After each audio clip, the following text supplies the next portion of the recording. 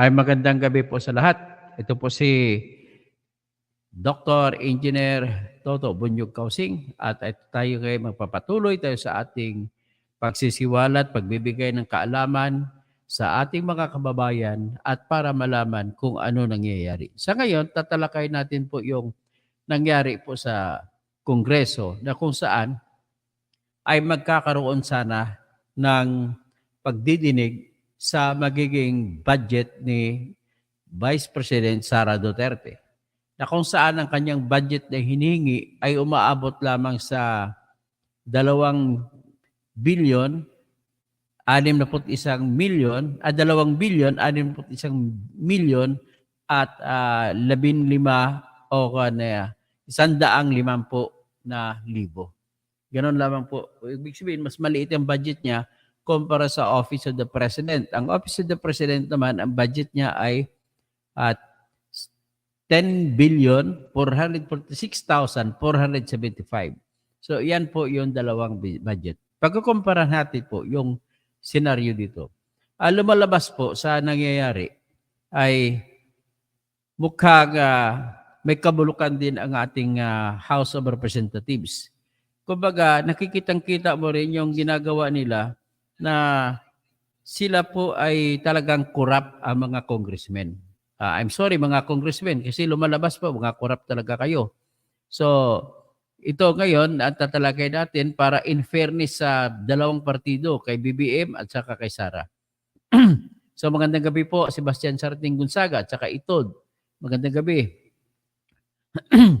Magandang gabi kay Braxy. So pinakauna siya nakabisita sa ating sa ating channel, ganun din kay Ruel Cagbay. So okay, ito na diretso na tayo. Ang problema ay bulok na din talaga ang ating Kongreso. Bulok siya in the sense na pagdating sa pera ang pinag-uusapan at may halong politika, gusto nila yung kakampi lang nila ang kanilang mabibigyan ng pera.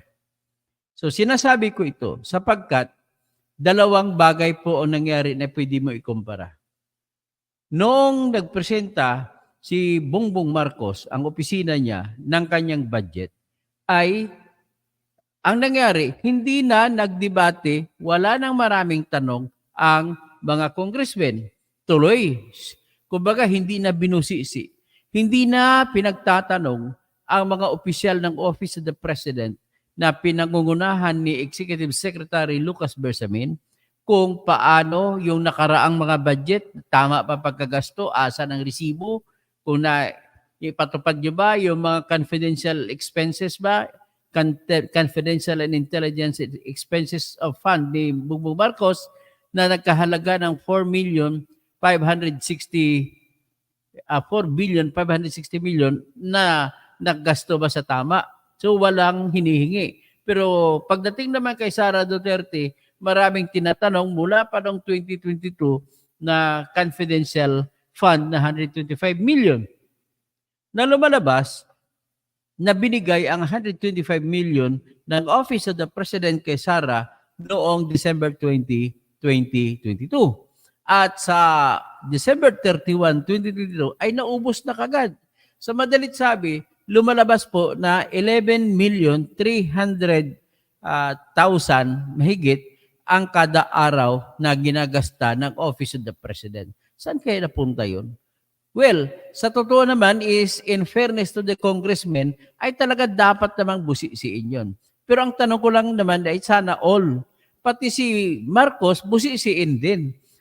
Kasi ang nangyari, nagbubusisi kayo sa kabila hindi. So lumalabas po talaga na tama yung akusasyon ng tao na maraming tao nag-umaakusa na kayo dyan sa mga kongreso ay sumusunod lang kayo sa isang tao, kay Martin Romualdez. At lumalabas po kasi si Martin Romualdez na tatakbong presidente sa 2028. So tinitingnan niya na magiging kalaban niya sa pagka-presidente si Sara Duterte. Paano naman kami mga third force? Paano naman kami na hindi makasara, hindi maka-Duterte, hindi maka-Romualdez, hindi maka-BBM? Saan kami pupulutin? Tanging kayo lang nagbabangayan na ang ibig niyo sabihin ay gusto niyo ipakita sa madlang bayan na kayo lamang ang tao sa Pilipinas. No? Ngayon, ganito nangyari kanina. No? Kahapon, mayroong budget deliberation o budget, pag-usapan ng budget na pinanukala ng Office of the President. Ang pinanukala ng Office of the President ay 10,446,475,000 pesos. Ngayon, ang pinanukala naman ng Office of the Vice President na kanyang budget para sa 2025 ay 2 billion, layo no, 61,150,000 pesos. Pero mas malaki pa yan kumpara kay Leni Robredo. Na sa panahon ni Leni Robredo noong 2021 ay 670,948,000 pesos. Yun lang. Wala pang 1 billion ang budget ni Leni Robredo. So anyway, tatalakay natin ito sa usapin na fairness. Sino bang patas? May kapatasan bang laban o wala? Pero dapat sana magiging patas kayo sa mamamayan, hindi sa kung sino politiko. So ngayon ay babatiin ko na naman ngayon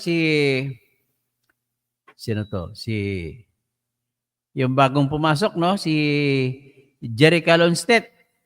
Siyempre, Doc, pag question nila, Presidente, patay sila. So, Marila Fabian, good evening po, Attorney Engineer Doc Toto Kausing. Marvin Mabayad, good evening, magandang gabi po. Nasira ang kwento ng sa mga kongreso. Nick Lopez, gandang gabi, Toto for Senator. Cristito Dayaday Katunaw, tama yung sinasabi ni Digong noon na most corrupt ang Congress. So, siya clear go. O ano na, sino ang paniniwalaan natin? Si Saldico or BP Sara? Sa totoo lang, marami akong ilalatag mamaya na huwag niyong paniwalaan si Saldico. Number 1 corrupt congressman yan. Tapos, hinihimod niya yung puwit ni Martin Romualdez. Alalahan niyo si Saldico, dating kontraktor yan. At sobrang dami kinita sa pagiging kontraktor. Tapos magiging congressman. Ay nako, siya pong may panukala na siya kasama ni Martin Romualdez sa pagpapapirma-pirma para baguhin ang konstitusyon. Kaya huwag ka maniwala dyan kay sa Saldico. At siya rin po, mamaya, itatalakay ko mamaya ang kasalanan niya. Siya clear go. O ano ang mga paniniwalaan natin si Saldi? Okay, pareho po silang hindi natin mapapaniwalaan, hindi mapagkakatiwalaan. Kaya panahon na po na ibasura na natin sila sa 2025 election. Huwag kayong bumuto na maka Duterte, huwag kayong bumuto na maka BBM. Ganun lamang po ang solusyon dyan.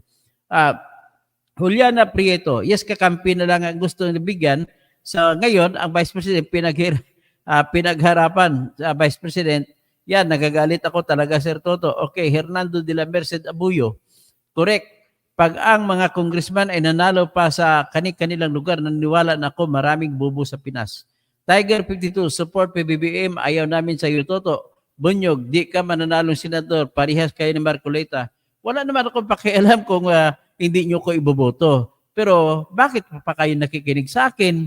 Anyway, you are free to leave my channel. Ganun lang ako simple. Pero ang akin naman masasabi po, bago kayo magdedesisyon na umalis, bitbitin mo po yung paalala ko na kayong mga loyalista kay Marcos, loyalista kay BBM, loyalista kay Romualdez, loyalista kay Gloria Macapagal Arroyo, loyalista kay Digong Duterte, loyalista kay Sara, ang sumisira sa bayan.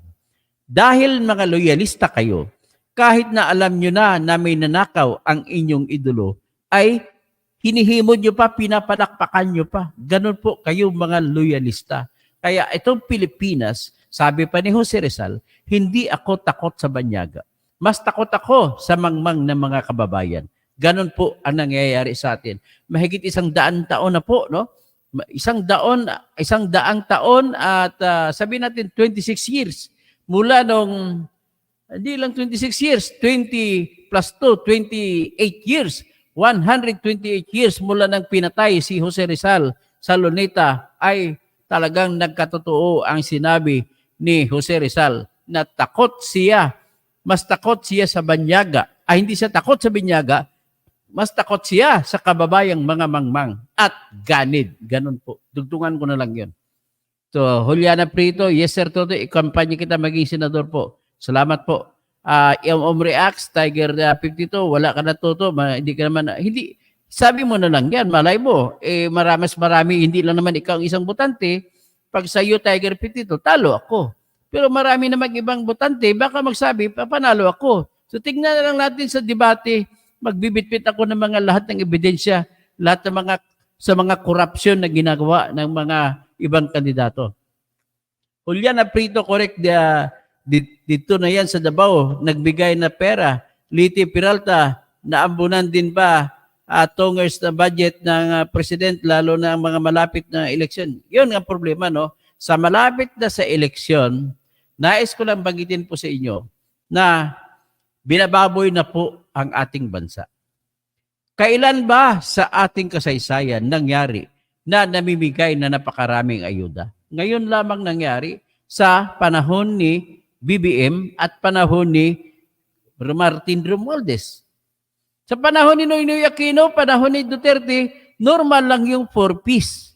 Normal lang yung mga kung magkasakit kayo, pupunta kayo sa ospital, hingi kayo sa DSWD at tutulungan kayo kahit kunti ng DSWD o kung ano pa, may malasakit center o kung ano pa, PCSO.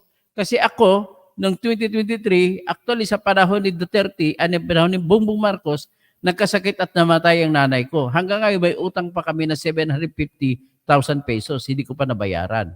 Hindi pa namin nabayaran kasi wala talaga kami pambayad. So anyway, that's beyond the bridge now.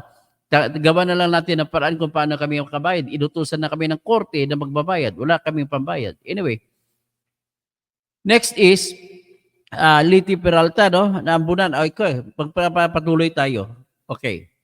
So, ipakita ko sa inyo muna yung nangyari sa Office of the President na budget. Ibig na dapat, kung talagang makatotohanan itong mga congressman natin, dapat busisiin nila ang budget na hinihingi ng kada opisina. Kasama ang Office of the President, kasama ang Office of the Vice President. At busisiin nila din ang nakaraan kung paano ginasta ang mga pera na binigay sa kanila noong nakaraan. Para kang tatay at nanay sa loob ng bahay at tinatanong mo sa iyong mga anak, paano nyo ginasta yung mga perang binigay sa inyo? So ibig sabihin, pinaghirapan ng tatay, pinaghirapan ng nanay ang pera para naman ibigay sa mga gagastusin sa bahay, para sa mga anak, pag-aral, pagkain at lahat na. Pero dito, pag Office of the President ang nanghingi ng budget, wala nang deliberasyon. Kaya tingnan ninyo, pakinggan ninyo itong nangyari para may resibo tayo.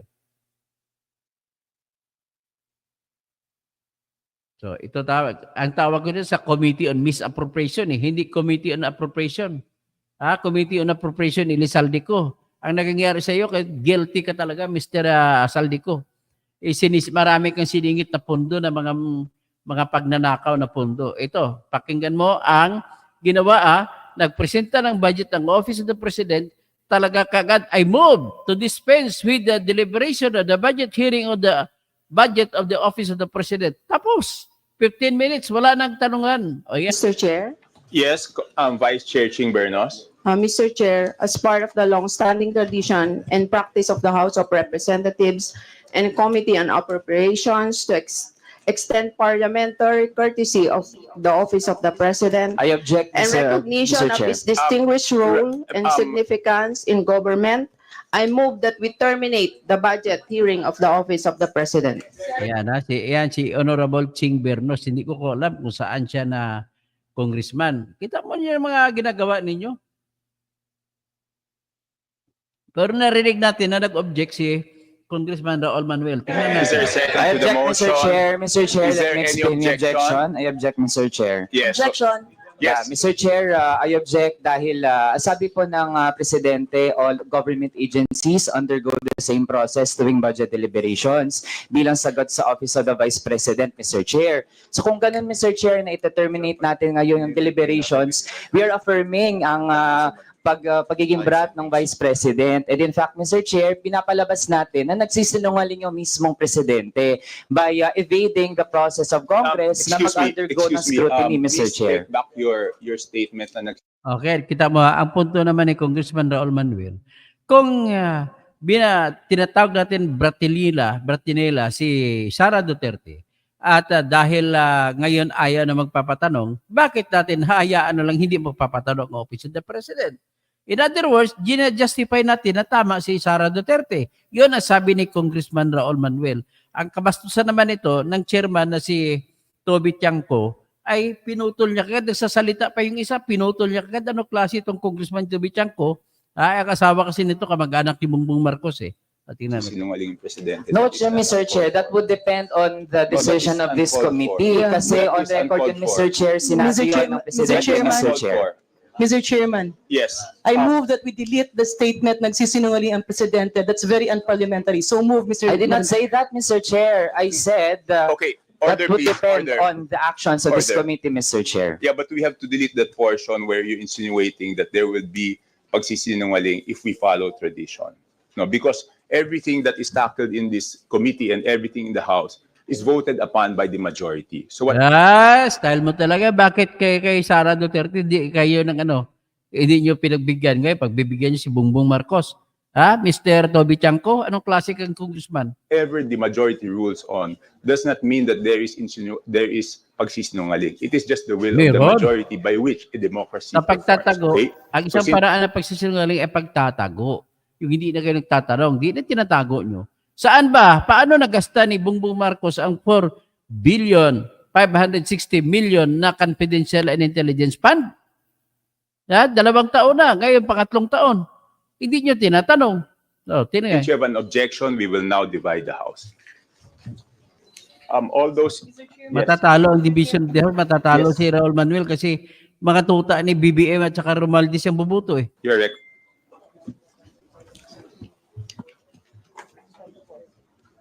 Mr. Chair. Paki-off sandali. Mr. Mr. Chair. Chairman, there are 2 pending motions. So we are tackling the first motion, just to be clear. Point of order, Mr. Chair. Yeah. Yeah, 1 motion at a time. Thank you, Mr. Chair. The first motion is the motion of the Vice Chair, Congresswoman Ching Bernos, to extend the parliamentary courtesy Vice and Chair, terminate kurap the na congresswoman. briefing of the budget of the Office of the President. All those in favor, please raise your hands. Inuna pa yung boto. Ay di, Please siyempre have a kakampi head niyo si count. Bongbong. Siyempre, panay kayo mga sip-sip. Oh. Yung isang gagong congressman na ito, 2 kamay pa inalsa.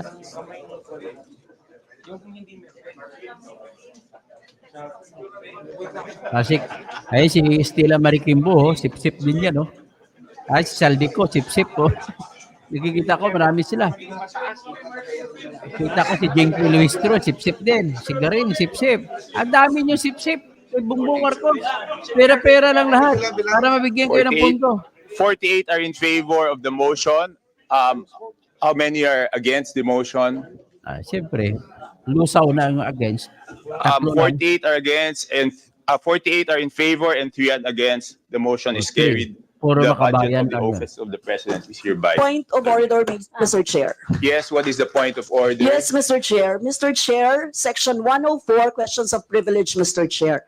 Questions of privilege are urgent matters directly and indirectly and principally affecting the duties, conduct, rights, privileges, dignity, integrity, or reputation of the House of its members, individually or collectively, subject to 10-minute rule. Every member has the right to raise a question of personal or collective privilege, Yan, Mr. binasura Chair. ni Toby Gusto po Tiangco namin yan. makapagsalita, gusto po namin makapagtanong mula Maharangan sa siya. Makabayan Block dahil meron po kaming mga crucial na tanong kaugnay dito like the foreign policy, like the Kibuloy issue, like the unprogrammed appropriations Oh, issues, Mr. Chair. So, Mr. Chair, pwede po bang mag-ruling kayo doon muna, Mr. Chair? Yes. okay na. Kibuloy at gusto itanong, mga paring palisi ni Bongbong Marcos, kung magkano nagastos, ilang bisita na ba siya, panay abroad-abroad. Pagkatapos sa Kibuloy issue, maraming tinatanong sila kasi maraming mga pulis ginamit, napakagasto. Pagkatapos, ang unprogrammed funds, maraming mga budget na nilagay nung nakaraang taon na walang pondo, basta nilagay lang at inaprubahan nila ang tawag nila unprogrammed funds. Ngayon, bakit nyo pinunduhan kahit unprogrammed? Yan ang mga tanong. Tingnan natin ang sagot ni Toby Tiangco.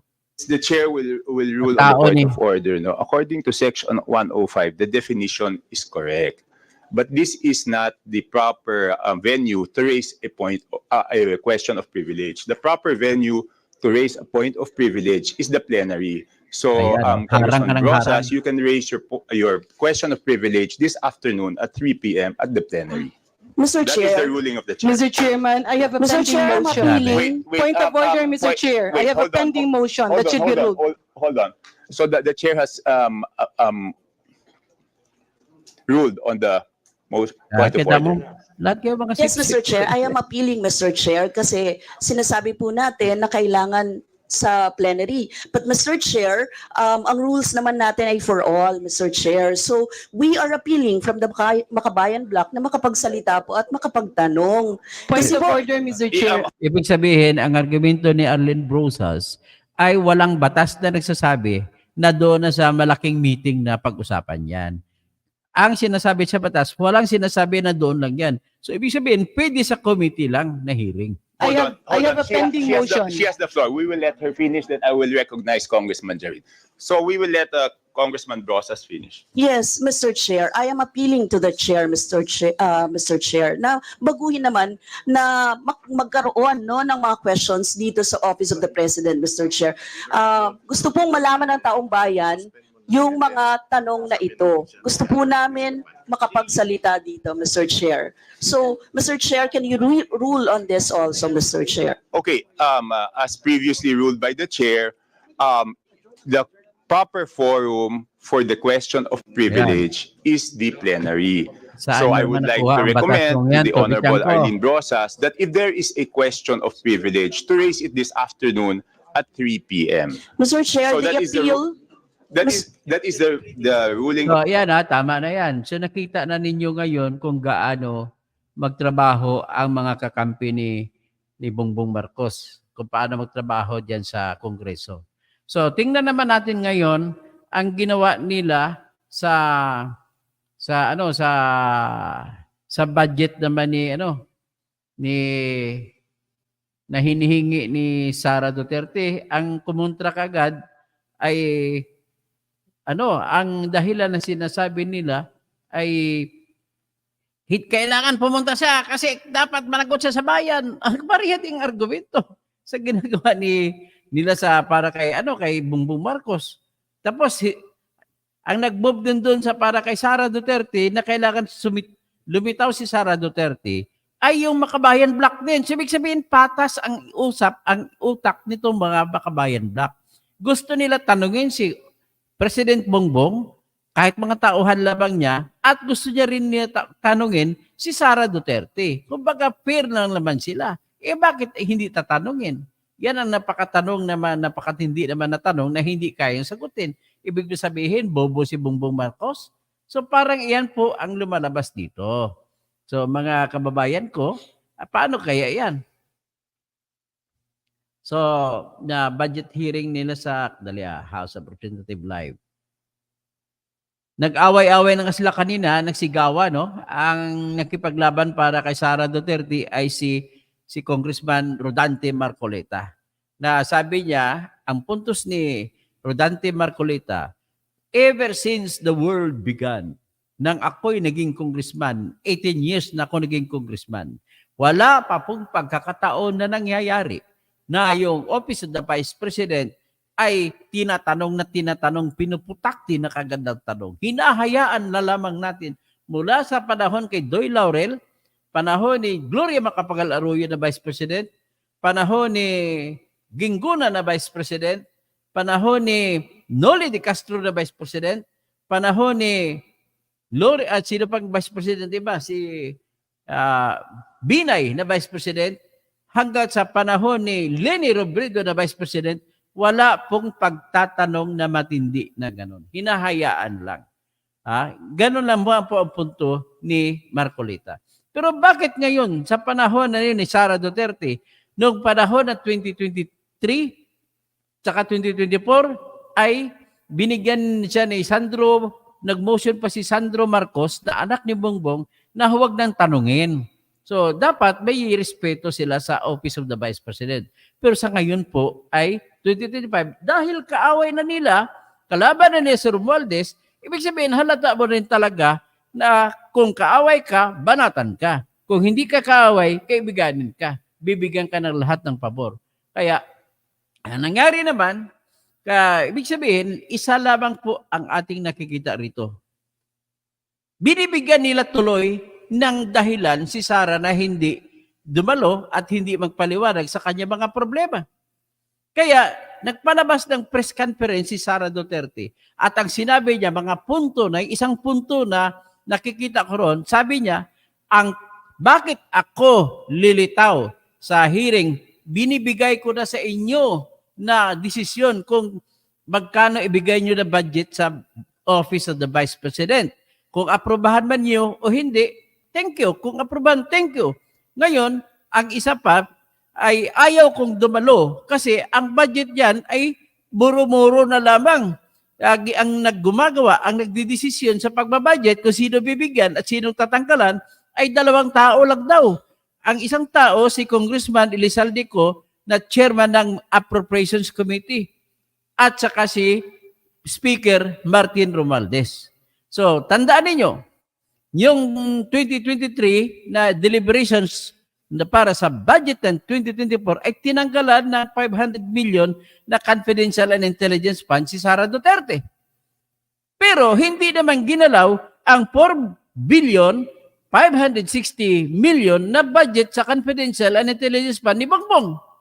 So, nung nakaraan, nung isang araw na sinalang nila si Vice President Sara Duterte, tanong ng tanong kung paano mo ginastos yung confidential intelligence fund na 125 million. Pero si Bongbong Marcos ay hindi man lang tinanong. Bakit? Kung sinasabi niya sa kanyang 4 billion 560 million na budget ay hindi siya tinatanong patungkol yan sa confidential and intelligence fund. So ano tayo? Wala na talaga tayo nitong sistema nito. Kaya dapat yan ibasura ng dalawang yan, si Sara at saka si BBM at saka si Romualdez. Ginagastos lang nila yan sa masama. Ginagamit nila sa ayuda. Saka makakitaan, never once in my life as a person here and as a citizen of the Philippines that I have seen a president and a speaker like this na kung saan kada probinsya mamimigay ng 1 billion. Ginatawag nila bagong Pilipinas as serbisyo fair, ha? Kada probinsya na puntahan nila, ilang probinsya na, 1 billion. Anong ginagawa nila? Naglilista sila ng 10,000 na tao kada probinsya. Pagdating doon, bibigyan nila tag 10,000 pesos. So, ibig sabihin ba, tama ba yung budgeting na yan? Tama ba yan na aprobahan na yan? Tama ba yan na hindi yan titignan? Yan ang pinakatanong ko. Kasi ginagamit na ninyong pamumulitika. Kasi tatakbo ng presidente si Martin Romualdez, yan ang ginagamit niya, pamumulitika. Para ang iniisip nila, yung lahat ng binibigyan ay bubuto sa kanila. Kaya pinanawagan ko sa lahat ng Pilipino, lahat kayo na nakatanggap ng 10,000 galing sa bagong Pilipinas Servicio Fair, ay huwag niyong iboto si Martin Romualdez at saka mga kasama niya. Bakit po? Panluloko lang yan. At hindi niyo po alam, sa kada punta nila, kada lakad nila, kada probinsya, ang ginagawa po nila, kada congressman, nagsama sila mahigit 100 na congressman. Sinasama na kahit saan pupunta na probinsya. At ang nakuha ko na informasyon sa isang tao na malapit sa kanila, anong ginagawa nila? Sa lahat na mahigit 100 na congressman na kakampi nila, na sinasama nila sa bawat probinsya, ay binibigyan nila kada isa 3 milyon. So kayo mga nakatanggap na tag 10,000, huwag kayong bumuto sa kanila kasi ang congressman na kasama nila may tag 3 milyon na binibigay. Kayo 10,000 lang. Ngayon, ang mas malaki ang binibigay sa lahat ng mga senador na sasama. Ay, nako, 5 milyon. Tapos, ang sinasama ng mga senador, yung mga senador na tatakbo sa sunod na eleksyon. Unfair talaga yung buhay dito. Hindi na nagiging patas. Palala ng palala ang sistema ng Pilipinas. Mas maganda pa ang sistema nung nakaraan. Wala pa yung tinatawag na serbisyo fair na yan na sinatawag. na kung tawagin na sa ganung pangalan, pero ang katotohanan ay nag-aayuda kayo para bumili ng boto. Tapos, kasama lagi si Congresswoman Yeda Romualdez na asawa ni Martin Romualdez. Kasi tatakbong senador. Sinasama niyo pa si Lito Lapid. Sinasama niyo pa si Bong Revilla. Sinasama niyo pa lahat ng mga tatakbong senador ngayong 2025. Paano mananalo yung mga ibang tatakbong senador na walang ganong budget? The most that we can do is to shout to the whole world, inform the public, inform the voters that this is what is happening to them. So ngayon, dahil sa serbisyo fair na yan, for the first time din may nangyari na trahedya sa Pilipinas. Trahedya po sa larangan ng pera ng Pilipino. Ano po yun? For the first time po, ang nangyari, kinuha ng Marcos administration ang 90 billion na pera ng PhilHealth. Ever since na nagsimula ang PhilHealth po, hindi yan kinukuha ang pera niyan. Nakareserba ang pera niyan para sa kung magkasakit ang mga Pilipino. Kagaya nung nagkaroon ng pandemic, doon kinuha yung mga binayad sa lahat ng na-ospital sa pandemic. So ngayon, bakit nyo kinuha ang 90 billion? Isa labag ang sagot na nakikita ko. Dahil naubos na po ang pera ng pagkukunan nila, naubos ng pamakuan nila, anong ginawa nila? Wala na silang itusto sa ibang mga programa. Kaya kumuha sila ng 90 billion para ipansagot. Ang problema kasi ganito po, dapat yung isipin, paano ba tumatakbo ang pamahalaan natin? Ang pamahalaan po natin ay tumatakbo sa ganitong pamamaraan. Gagawa ng listahan ng budget ang ating mga kongreso, kasama ng Senado. Pagkatapos gumawa ng budget, ang kasunod doon, magtatanong, saan ang pera gagamitin para ipatayo ng tulay, flood control program, o kung ano pa.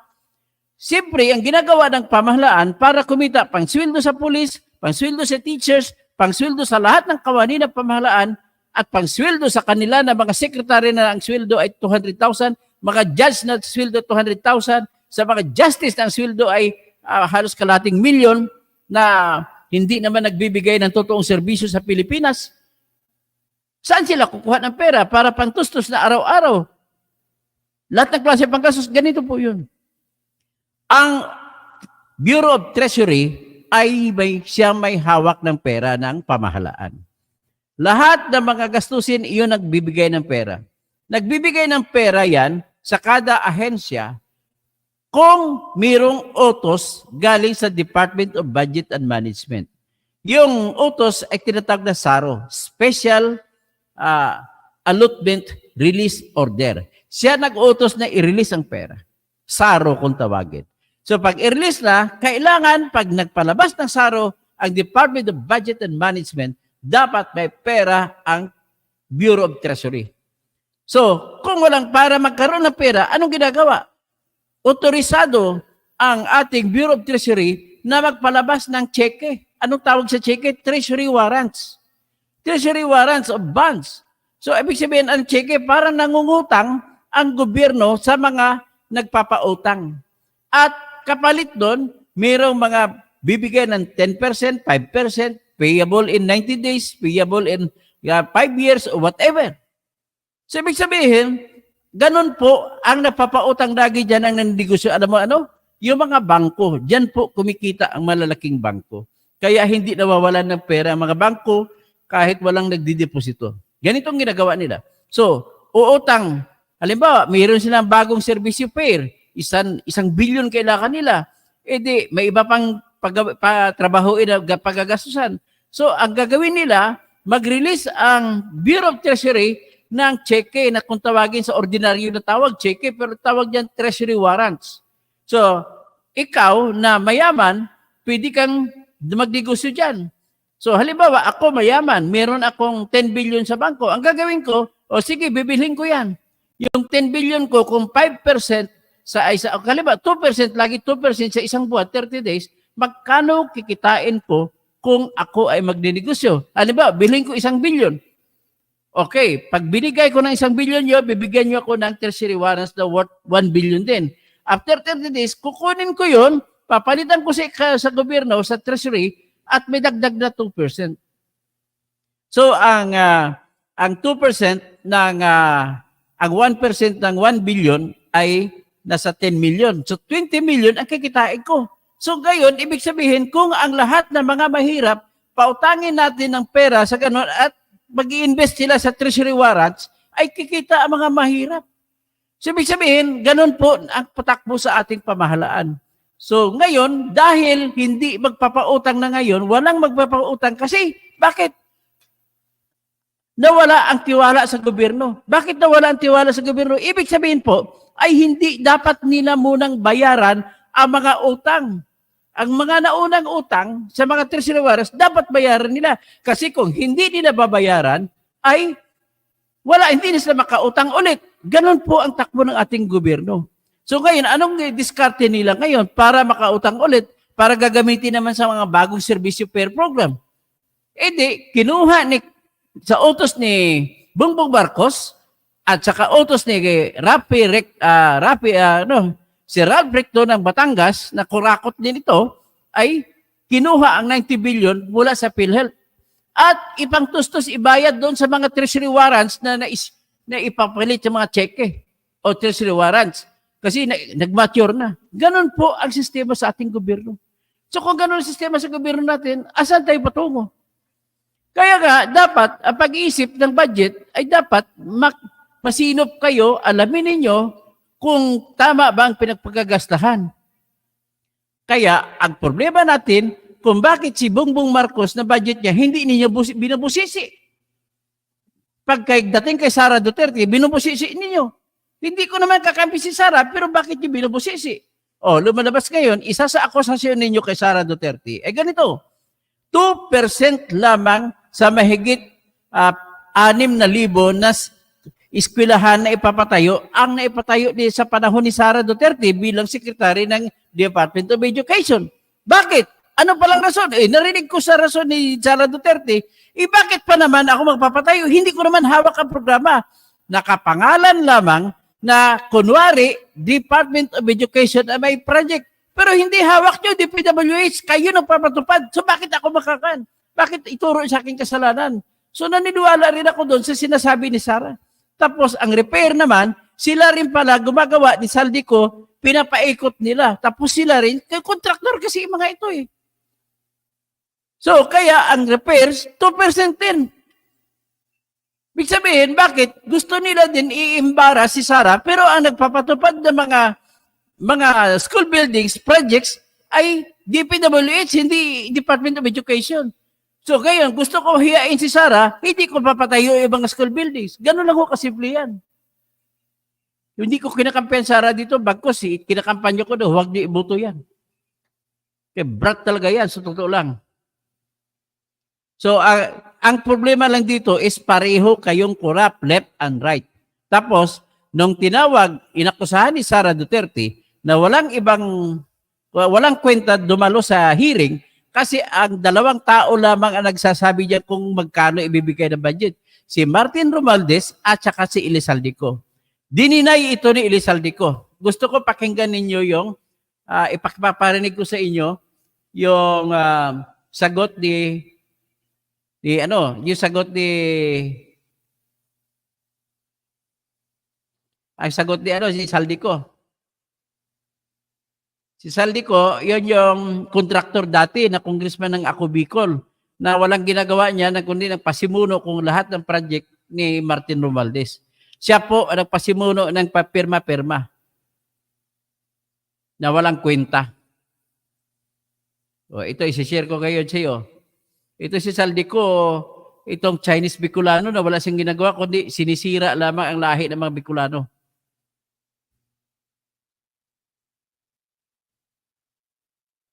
So, pakinggan ninyo.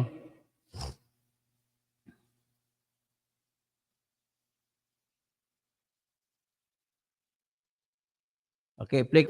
Talagang diretsahan niyang sinabing ikaw lang daw at si Speaker ang may hawak ng budget. Yes. Una-una, again, pangbubudol na naman po yan. Napakalaking pambubudol. Akala nila ang taong bayan hindi matalino. Matalino po. Sasagutin po natin yan. Una-una po, ang miyembro po ng appropriations is around 139. Ang vice chair po is around 56. Ang congressman po is 300. Meron po tayong mga senador na 24. Meron pong miyembro ng Bicameral Conference Committee after the budget deliberation ng House and Senate. Meron pa pong BICAM na mag-uusap ang dalawang upper chamber and lower chamber. Almost 30 po ang nag-attend yan. Public, so hindi po totoo Patayin yan. mo na, in short, tinuturo niya wala daw siya kasalanan. Ang mga budget ay tinuturo niya sa mga na sinasabi niya, paano ko gagalawin niya? Marami kaming congressman, marami mga senador na hawak. Pero ang hindi niya binabanggit, ang katotohanan, siya ay chairman ng committee na mag-attend dun sa Bicameral Conference Committee. Ano ba yung Bicameral Conference Committee? Ang Bicameral Conference Committee po, pag budget ang pag-uusapan, ay yan po yung dalawang committee na binubuo ng representante ng Senado at representante ng House of Representatives. At sila mag-uusap at pagtugmain nila yung hindi pagkatugba ng mga budget na version na ginawa ng House at budget na version na ginawa ng Senate. So ngayon, lumalabas na nagpalabas ng statement ang mga senador na naisahan sila. Kagaya sa 12 billion na pondo para sa COMELEC. Naisahan sila, hindi nila alam, biglang pumasok yun. At alam mo bang istorya sa 12 billion? At hindi yan hiningi ng COMELEC. Pero bakit pumasok? So, pangalawa, na pinasok nila yung budget sa AKAP na 27.6 billion. In-insert nila. At alam mo bang istorya sa AKAP? Hindi hilingi ng DSWD yan. Pero bakit pumasok? Kasi kagustuhan nila, doon nila kukunin ang budget nila sa tinatawag na bagong Serbisyo Pair Program. Doon nila kukunin. Yung mga pang-ayuda na ibibigay na 10,000 sa kada isang tao na dadalo, 10,000 din na tao dadalo sa kada probinsya na pupuntahan na, bagong Pilipinas Serbisyo Pair. Gayon, kasuhan niyo ako ng libel kung gusto niyo. Bawat congressman na sumasama sa bagong Pilipinas Serbisyo Pair na pupuntahan bawat probinsya ay binibigyan ninyo ng 3 milyon. Pati mga senador, binibigyan nyo 5 milyon bawat isa. Ganun po, bagong Pilipinas Serbisyo Pair. So, paano ngayon magiging fair? Unfair kayo, bagong serbisyo unfair. Kaya dapat ang tawag dito kay Saldico, ang tawag dito sa kanya na dapat ay hindi Committee on Appropriation Chairman. Dapat ang tawag sa kanya, Committee on Misappropriation. Isa pa na ginawa mo, katarantaduhan. Hindi hiningi ng DPWH ang budget na 256 billion at nung magkaroon ng Bicameral Conference Committee, siningit naman ni Saldico. Sino ba nag-utos sa kanya? Di si Martin Romualdez. Para saan yun? Hindi naman hiningi yun. Yan po, ganun po katindi, ganun kabulok, ganun kabastos sa ating Kongreso. Sila po ang pinagsimulan ng lahat ng korupsyon. Kasi kung hindi sa kanila, ay wala sana yung tinatawag na pidap-pidap na yan. Sa mga pidap-pidap dyan, kasabot din naman congressman dyan. Ang problema, ang magagaling po sa pagnanakaw ang ating mga mambabatas. Kita mo, kinasuhan si Bong Revilla, kinasuhan si Jinggoy Estrada, kinasuhan si Enrile. Yung Jinggoy at saka Bong Revilla, acquitted pa. Absuelto, ang galing magtago. Paano naman na-absuelto si Bong Revilla? Ang istorya po, ayon sa desisyon ng Sandigan Bayan, hindi pwede sabihin na si Bong Revilla ang nagnakaw ng 124 million sapagkat napatunayan na hindi napatunayan ng umakusa na si Bong Revilla nga ang pumirma sa pag-request ng pera ay ilipat sa kamay ni Janet Napoles. Kasi ang depensa ni Bong Revilla doon, ang kanyang pirma ay piniki ni Attorney Richard Cambe, na kanyang Chief of Staff. At walang katibayan na pinakita ang ating mga piskal o di kaya mga abogado ng ombudsman na nagpresenta ng ebidensya, hindi na napatunayan na yung pera na nawala na napunta kay Camby ay kay Bong Revilla napunta. Pero ang katotohanan ng buhay, namatay na lang sa Atty. Camby sa Bilibid, nasentensyahan kasi siya, namatay siya sa COVID sa sobrang sama ng loob. Hanggang ngayon, bakit siya namatay na pobre? So iyan lang ang ebidensya na yung pera ay hindi talaga napunta sa kanya. Bakit ang pamilya na ay pobre? So kanino napunta? Kita mo ang galing magtago. Ito naman si Jinggoy, nanalo sa kaso, sa plunder laban sa kanya, ang kanya mga 120 plus billion din. Ano nangyari? Ang ginawa naman ni Jinggoy ay may inimbento siya na pangalan na Juan Nang. Ibinigay kay Mr. Juan Nang ang pera ni Janet Napoles. Tapos, ang problema, nung nagkaroon na ng kaso, hindi mahagilap kung saan si Juan Nang. Kaya hindi malaman, hindi mapapatunayan kung ang pera na punta kay Juan Nang ay napunta nga kay Jinggoy. Pero kung titingnan mo, ang perma, ang sulat kamay ni Juan Nang at ang sulat kamay ni Jinggoy ay iisa. Kaya may tinatawag ako na kutsabahan din na nangyari sa mga piskal ng ombudsman na naglilitis kay Jinggoy na meron silang binigay siguro. Kumita ang mga yan dyan. Bakit ko nasabi? Kasi bakit hindi sila nagpatawag ng handwriting expert? Patawag lamang sila ng handwriting expert sa NBI at sa PNP. Hindi nila ginawa para mapatunayan na yung sulat kamay sa book sa bangko na pangalan ni Juan Nang ay si Jinggoy din ang sumulat. Ibig sabihin, si Jinggoy at si Juan Nang ay isa. Base sa handwriting. Tapos isa pang dahilan kung bakit nakaligtas si Jinggoy ay napatunayan na yung pera sa PDAP ay ibinigay ni Napoles doon kay sa kanyang appointment secretary na si Pauline Teres Labayen. Napunta kay Pauline Teres Labayen. Ang problema, si Pauline Teres Labayen nagtago. Hanggang ngayon, hindi nahuli. So, sabi ng Sandigan Bayan, dahil wala kayong ebidensya na ipapakita na yung pera na punta kay Pauline Teres Labayen ay para kay Jinggoy, so acquitted si Jinggoy. Ganun lamang po. Ang ginawa pa rito ng Sandigan Bayan ay napakabastos. Kaya, sa totoo lang, mag-prepare ako ng kaso laban sa mga justice dyan. Bakit ko nasabi kabastusan? Pati sa justice din kay Bong Revilla, kabastusan din ginagawa nila. Bakit kabastusan? Ganito lamang ako kasimple. Ang ginawa nitong mga Sandigan Bayan justices sa kaso ni Jinggoy, inabsuelto nila sa kasong plunder si Jinggoy, pero ang una ginawa nila, drama lang. Kunwari, sinabi nila na guilty si Jinggoy sa bribery tsaka indirect bribery. Ano ba yung bribery na kaso? Kung sa Tagalog pa, makukulong ka sa salang bribery kung ikaw ay mahuli na tumatanggap ng pera, na opisyal ka ng bayan, tumatanggap po ng pera kapalit ng trabaho. Yan ang bribery. Ibig sabihin, una muna ang pera bago trabaho na ibibigay mo sa namimigay ng pera. Halimbawa, ako ay magbibigay ng kontrata. Binigyan mo muna ako ng pera, ng pajero, bago kita bigyan ng kontrata. Ganun lang ako kasimple yan, ang bribery. Ano naman ang indirect bribery? Ang indirect bribery naman, binibigyan mo ako ng pera kahit wala kang kailangan. Pero bakit mo ko binibigyan? Kasi future reference. Balang araw, may kakailanganin ako sa iyo para hindi ka makatanggi, bigyan mo na kita ng pera ngayon. So, kaya ganun din, bribery din ang nangyari, indirect bribery ang nangyari kay Benhar Abalos. Bakit ko nasabi? Yung gumamit siya ng eroplano na private para sunduin si Alice Go ng libre, tumanggap sa kay Michael Chen. Sino si Michael Chen? Tumanggap siya ng helicopter, ginamit, ng eroplano, kinuha sa Indonesia si Alice Go. Libre daw yun. Eh di mas lalo ngayong guilty ka, Mr. Benhar Abalos, ng indirect bribery. Ganun po ang ating bayan ngayon. Ganun katindi.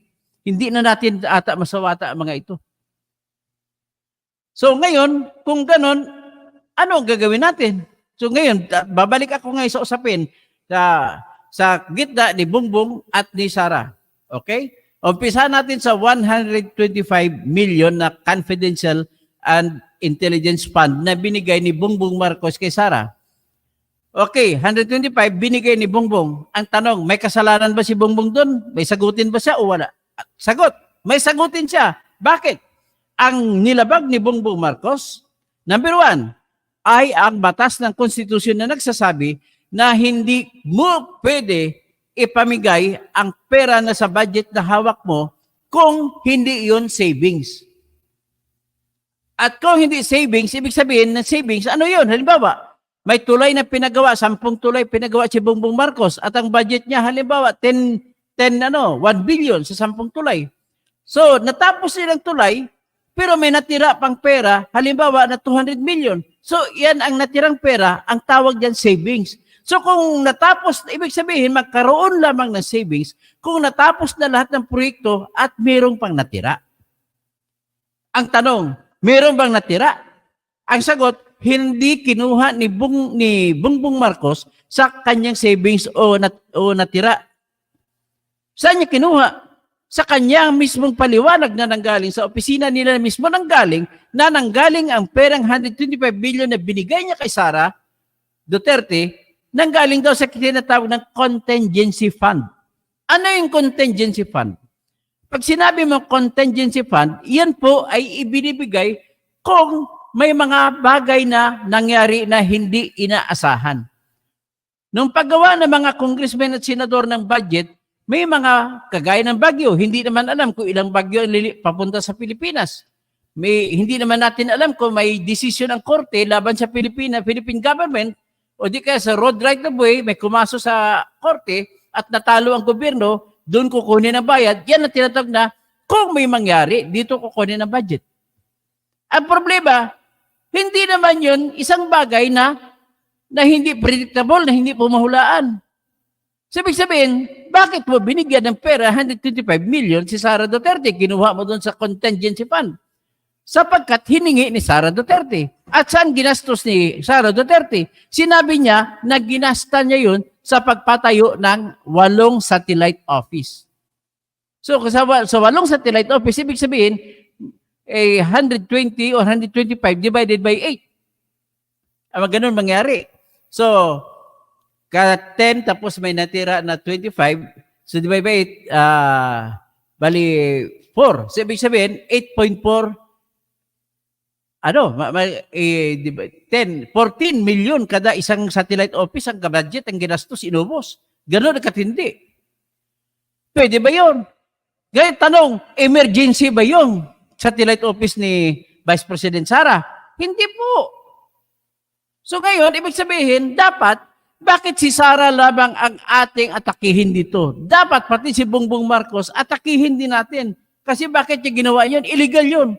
Pangalawang kasalanan ginawa ni Bongbong ay ganito, bawal po magpalipat-lipat ng pondo sa iyong departamento. Kung walang savings, kung walang natira, kung hindi pa natapos na punduhan ang lahat ng proyekto at kung may natira, saka pa wala bang pwede makapaglipat. O ngayon, nilipat niya na wala pa yan. Pero hindi naman nanggaling sa savings, nanggaling pala doon sa contingency fund. So ngayon, papunta na tayo ngayon sa ano. Natutuwa ako sa Makabayan Block ng mga congressmen. Kaya sinasaluduhan ko si Congresswoman Arlene Brosas at Franz Castro at si Congressman Raul Manuel. Dahil sila lamang ang nanindigan na ipatawag si Bongbong Marcos para tanungin sa lahat ng bagay. Ano ang sinasabi ni Arlene Brosas?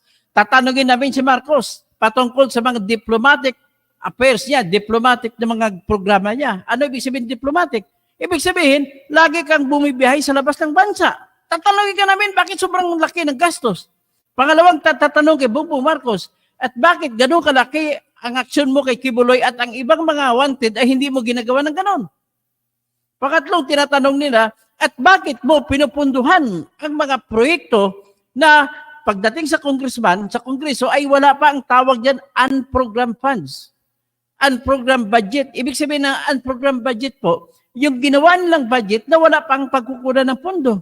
So kailan mapatatayo yung mga project na unprogrammed kung tawagin?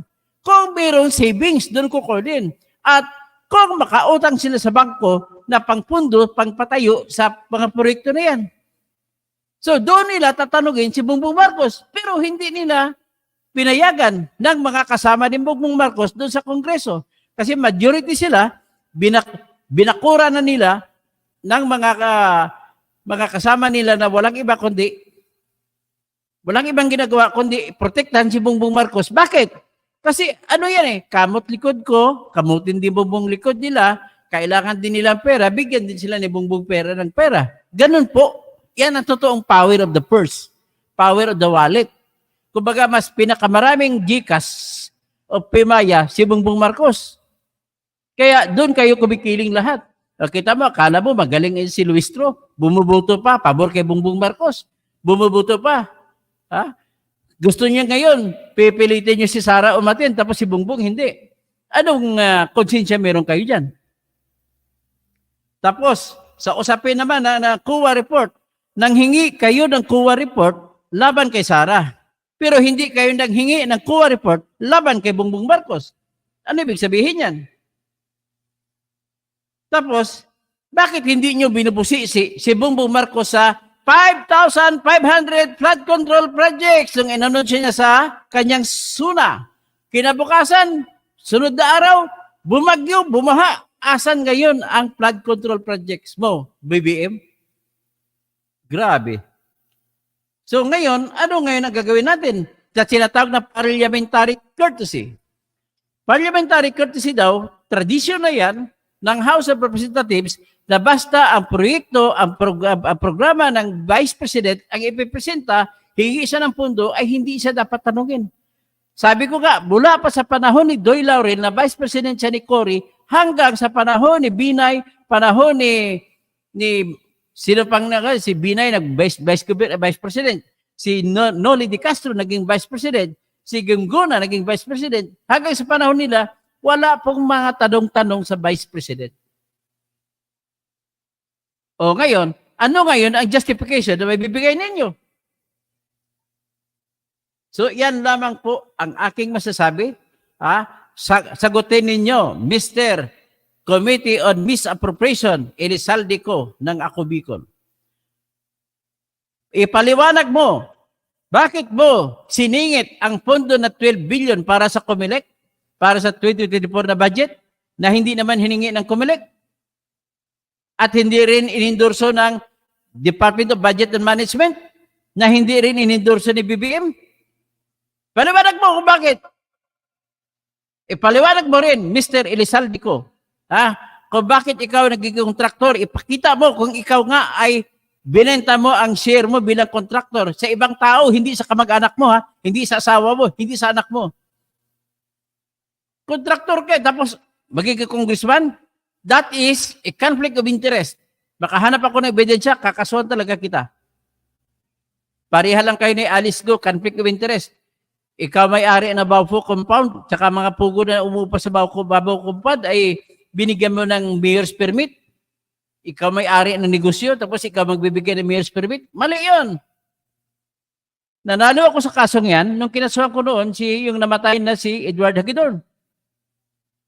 Kasi siya may-ari ng Jollibee sa Puerto Princesa, binigyan niya ng mayor's permit, mayor siya.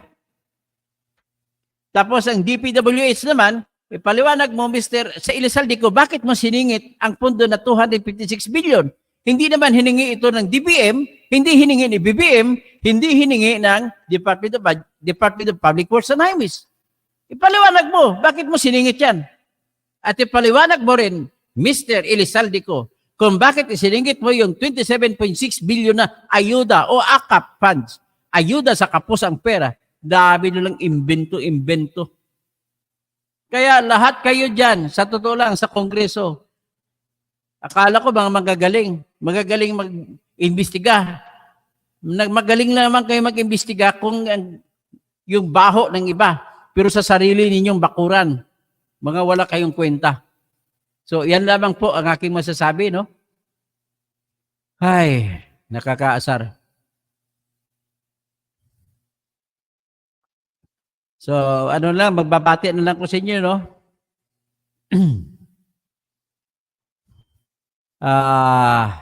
Juliana Prieto, correct, dito na yan sa Davao, nagbigay ng pera. Liti Peralta, naambunan din batungers ng budget ng presidente, lalo na malapit ang eleksyon. Sia Claire Go, maawa sila sa mga Pilipino naghirap. Mga Pilipino ang kawawa dito sa bangayan nila, may kapera-pera pa rin sila. Aris Aquino, ngayon na lang mulang nalaman na bulok ang Kongreso. Di, matagal ko na nalaman yan. Guys, inuulit ko lang sasabihin, may pruweba lang ako. Gladys Sherpa, uy, bakit nag-ihinay ka diha? Boots LP, dilima ako for President Toktoto. Sia Claire Go, pati senador kasama dyan sa mga kondisyon kung paano magnakaw. Tama po kayo. Alegria Cruz, maraming binibigyan ng agricultural health care. Marami ang matulungan. Putang natulungan. Kung magbigay ng tulong, hindi naman buo. Kaya wala ring kwenta. No? Tapos mga magnanakaw, gagawin lahat para magnakaw. Atty. Sen, Nelly Carmel, wishing you the best of luck. Toto, Anbunyog Party List. June Cabinbin, Kabunyog. Tapos siya Claire Go, Mikoy, sarap untugin ng mga ulo ng mga tambaluslos. Kaya nga, tambaluslos versus tambalustay ang nangyari. Mikoy, Alice Go for President. Kibuloy for Vice President. For Vice President. Toto Kosing for Bagay Chairman. Galit talaga si Mikoy ito sa akin. Niya. To, patyon tani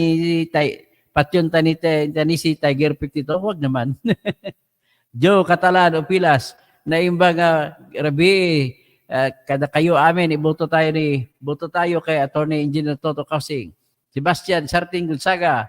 Niya. Okay, linti na si Tiger 52. Bots LP. Galingin ulo ko, Dok. Toto, buligi ako nga madura ang basura sa utok ko. Helen Bagyo, hello po, Doc Kausig, good evening po. Natatawa ako kay Ping Go Waping. Si Chinese name kasi, Go Waping. Pero si Harry Roque, ang pangalan niya ay mahilig sa Guwaping. Tiger Pitito, malayo ka sa survey Toto. Hindi naman sinilagay pangalan ko sa survey. Bakit? Tinanong ba nila kung ibuboto nila ako? Wala. Irog ko'y ambay. Today, buboto kita po Senator Jigger Riarte. Aim ako. Sir Toto, ano explanation ni BP Sara sa 125M in 11 days? Actually, hanggang ngayon, hindi siya nag-explain. Ang 73 million niya ay binasura ng Commission on Audit at hindi tinanggap ang kanyang paliwanag. Marvin Pajilan, mga bubulang nagbabas sa iyo, Senator Toto, kami na pinaka-pinklawan, panig kami sa iyo. Ay, sa totoo lang, panigan nyo ako lahat na makaleni. Wala nang ibang mga lalaban para sa mga lahing Leni. Ako na lang makikipaglaban ng mga ibang posisyon, hindi na babanggit kay Leni. Kasi sa totoo lang, si Leni ang nanalo ng nakarang eleksyon. Ang ebidensya ko matindi, beyond reasonable doubt. Smartmatic na papanalo kay Bongbong at saka kay Sara Duterte at saka kay Robin Padilla. Mga Borte, mga Duterte ang nang bababoy ng Marcos admin. Pare-parehos la mga baboy, kaya ang kasalanan nila pigiri. Dapat ikulong sila sa kasalanan ng pigiri. Edo Makabayan, Tiger Pitito, Biao, Meo, Toto, for Senator kami. Leti Peralta, Engineer Toto Kasing, kinakampanya ka ng mga nakita sa mga kaibigan at mga kamag-anak ko. Cristito Dayaday Katunaw, Senator Toto Kasing, President San Juan, Reacts, Tiger 52, hindi ako mananalo. Okay, Jojo Distro, good evening po. Sabi ko sa iyo, kung galit ka sa akin, huwag ka na makinig sa akin kasi ma-high blood ka lang, baka mamamatay ka, ma-stroke ka. Kasi titirahin ko lang lahat ng mga idol mo. Jojo Distro, good evening po. Doc Engineer Todo Kausing. Joel Alianza, no vote to party list. Bakit hindi ka buboto sa party list? Sayang ang boto mo. Ramon Reyes, tradition daw ng Congress. Sabi, depensa ng isa, tradition is never absolute. With this so-called tradition, ay, nakong tradition na yan. Ronnie Applauder. Dapat lahat, presidente man o vice president, hindi dapat questionin lahat. Sa Panasonic ni Digong, walang bangayan sa budget.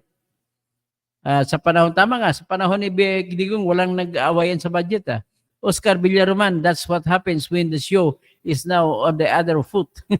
Mikoy, talapugo ka rin. Wala, hindi ko maintindihan siya, sabi Mikoy.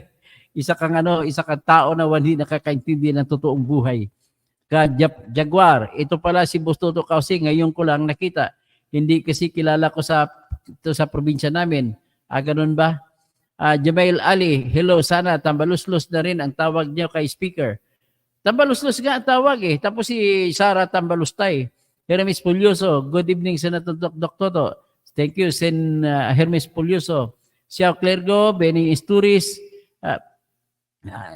tapos Rene Garbon. What? Kahit sa Leyte mismo, hindi mananalo si Tambaloslos. Bagag ka rin ba? Iring? Sia Glory, si Putin, Binancio Siason, Noel Jacara, si Aglergo, Polo Carpio, tapos si Pio Padilla Ayo, si Rex Toribio, si po sino pa, Lito Tixon, tapos si Benny Isturis, sino pa, Arturo Chamson, tapos sino pa, Kylie Nagdanga, Grimer Palang, Vivian Saremo, Mel, tapos si Claire, Sunny Day, HMR RM, tapos Magmigilita Siarcon, Kylie Nadanga, sino pa, Marilo Fabian, tapos si Kylie Nadanga, Bill TV, Vivian Saremo, si Putin, Grimer Parang, Hil Laurio, Christopher Talabukon, sino pa, Union Villalobos, tapos Onofre Cabrera, tapos Eduardo Colocado, Bobby Sarmiento, Rogelio Tapado from Los Angeles, Edward Calocado, desperado na ako, parang pula-puti na kayo ngayon, bubuyog. Grimer Palang, Ron Caballo, tapos Joel Simbahon, desperado na ako, hoy Saldi, nakita sa papel ang sinisingit mong grabe ang laki. Tapos Romel Bingson, Pastor Apollo Kibuloy pala ito. Iyak. Mga DDS, Lily Rodota, Edward Calocado, Dakila, Maria Teresa Nano Larsen, Dakila, Rone Uploader, Lily Rodota, Romel Bengson, Didimo Alco Vendas, Lito Tixon, Mirna Tolete, Bino Balbireon, Ken Catalbas, Roseler Cruz, Tony Nasis, Ronnie Santiago, Polo Carpio, Maximo Babula, Norberto David, Danet Prince, Ronel Santiago, Sister Stol Channer, tapos sino pa? Mimi Authority, tapos Savannah Kevin, Joel Molina, sino pa? Ferdinand San Juan, Samantha Channel, Mr. Bonnie, Juan Atienza. Dati ayaw ko dito dahil si Percy Lapid case na ang pinagbintangan ay si Bantag. Si Bantag naman talaga sa likod si Duterte. Mike Pickelson, Juan Atienza, Ronald Santiago, Mike Cortez, Ruel Panganiban, Delia Laurente, tapos Kayen Pinsona, Capri Carnoni, Cornine, IDB Backyard Farming, Kusain Abato, Mike Fickelson, Jenny, Pio Padilla Ayo, Frederick Floro, Charlene Tagabi, Claro Den, Norberto David, Sander Bitog, si Crispin Rivera, Maya Pabengi, Martisiano Ayon, dati, Lumi Panpinogo, Ranger Baldimoro, Leonardo Baldimoro, Boys Life, Kusain Abato, sino pa? Ronel Santiago, magandang gabi! BBM, Sara Duterte, at si Toby Chanco, at sino pang iba? Elizalde ko, sinisira mo lang ang pangalan ng Bicolano.